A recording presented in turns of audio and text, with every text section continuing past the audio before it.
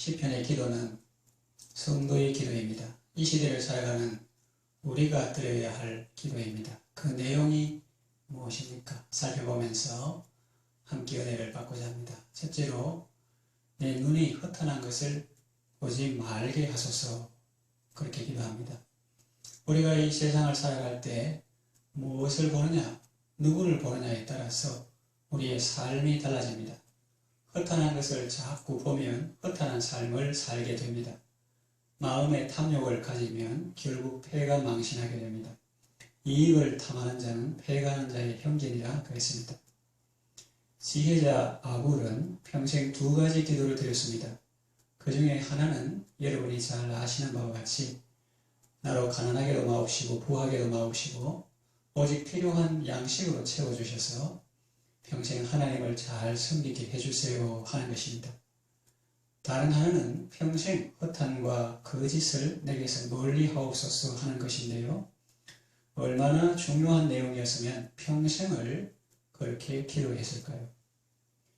평생 거짓에 속아 살았다면 얼마나 억울하고 분하겠습니까?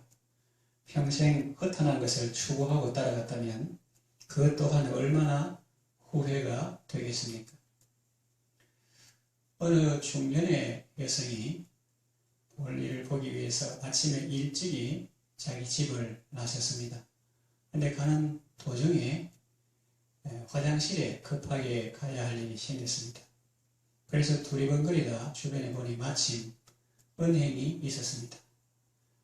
그래서 화장실을 찾았는데 아직 시간이 이른지라 은행 문이 잠겨져 있었습니다. 급하기는 한데 마땅한 장소가 없어서 찾아보다가 마침 구석에 신문지가 있어서 그것을 깔고 그 위에 이렇게 급히 볼일을 보았습니다. 그리고 그것을 다른 사람이 눈치채기 못하기에 신문지로 돌돌 말아서 여러 번 접어서 꼭 이렇게 품에 간직했습니다.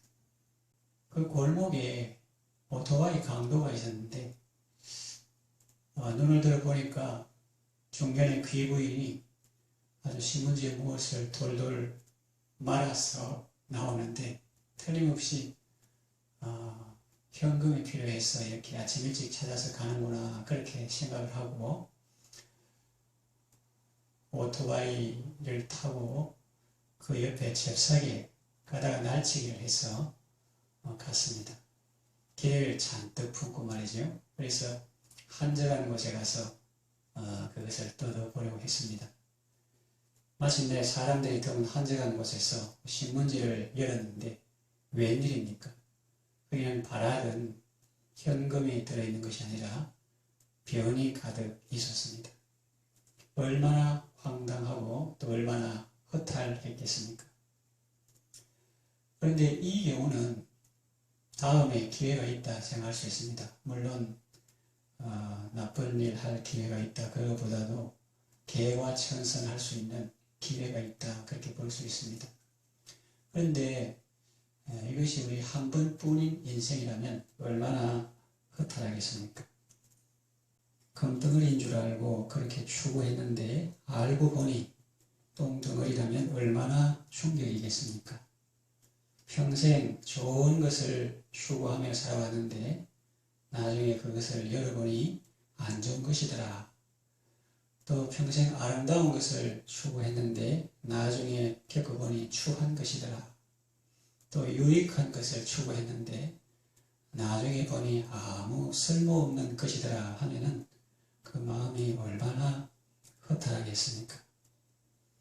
내 평생 추구한 것이 이제 밝은 빛 앞에서 보니 아무것도 아니잖아.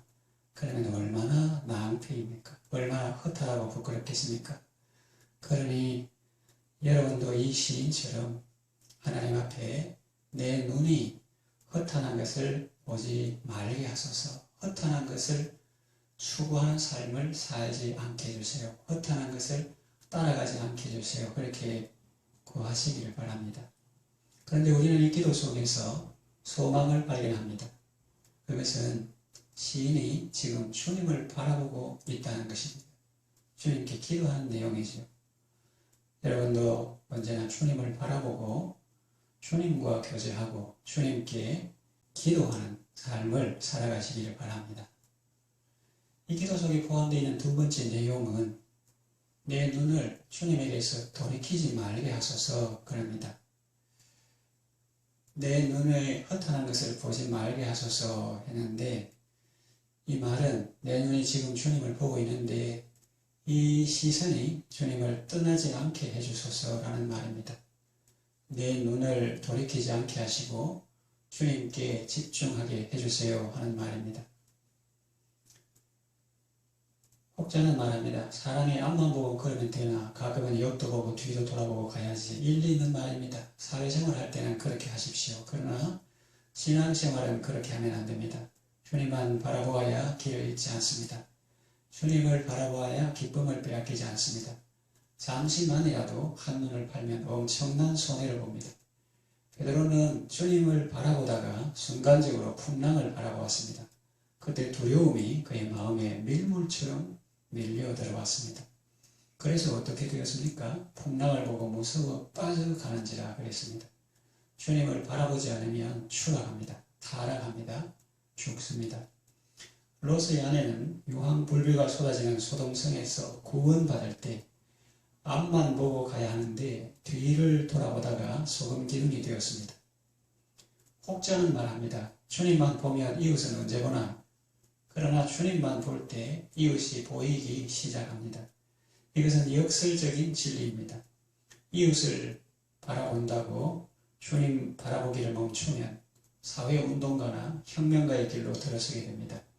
하나님의 사역자가 아니라 또 다른 하나의 탕자가 될 가능성이 있습니다. 주님 안에 이웃도 있고 자연도 있고 환경도 있습니다. 우리가 자연을 보호하고 환경을 보존하는 생활을 하는 것이 참 중요합니다. 그러나 그것은 주님의 뜻 안에서 가치 있고 주님 말씀에 순종하는 것으로서 소중한 것임을 알아야 합니다. 주님을 바라보지 않고 그것만 바라본다면 그것은 우상 숭배가 될 것입니다. 그러니 여러분도 시인처럼 내 눈이 주님을 바라보는 데서 돌이키지 않게 하소서, 계속 주님을 바라보게 하소서, 그렇게 기도하시기를 바랍니다. 히브리서 기자는 이렇게 말합니다. 믿음의 주요 또 온전케 하시는 이인 예수를 바라보자. 그러니 여러분 눈을 주님에게서 돌이키지 말고 언제나 주님을 바라보고 나아가시기를 바랍니다. 세 번째 기도 속에 들어있는 간구는 언제나 주의 길을 걷게 하소서 하는 것입니다. 계속 주를 바라보아야 합니다. 눈을 돌이키면 안 됩니다. 앞만 보고 주님만 보고 계속 가야 합니다. 그러면 살아납니다. 생명 길에 진입하는 순간 살게 되고 거기서 계속 나아가면 더욱 풍성한 생명을 얻게 됩니다. 차가 비포장 도로 진창길을 가다가 잘 포장된 도로 위로 진입하면 어떻습니까? 더 이상 덜컹거리지도 않고 위험에 빠질 염려도 없어서 운전자의 마음은 참 기분이 좋고 편안합니다. 승객들도 마찬가지입니다. 우리가 주의 길을 가는 것은 이처럼 우리에게 생명이 되고 기쁨이 되는 것입니다. 시인은 주의 길에서 나를 살아나게 하소서 그럽니다. 주님을 바라보고 계속 걸으면 영광에서 영광으로 이르게 됩니다. 은혜 위에 은혜를 받게 됩니다. 이스라엘이 광야 생활할 때 모든 곳을 구석구석 다 돌아다니는 것이 아닙니다. 구름 기둥과 불 기둥이 가는 곳에 가고 머무르는 곳에 머물렀습니다. 언제나 주의 길을 간 것입니다. 그럴 때에 사막은 꽃길이 되었습니다. 건조하고 상쾌한 기분으로 걸을 수 있었습니다. 그리고 마침내 그들은 가나안 복지로 들어갔습니다. 오직 은혜의 빛으로 비춰지는 그 길입니다. 늪지대가 있고 벼랑이 있고 절벽이 있는데 그거 다 돌아보면 무섭고 떨리고 한 발짝도 나아갈 수 없습니다. 그러나 주님을 바라보면 주님은 언제나 우리를 안전하고 든든한 길로 걷게 하십니다.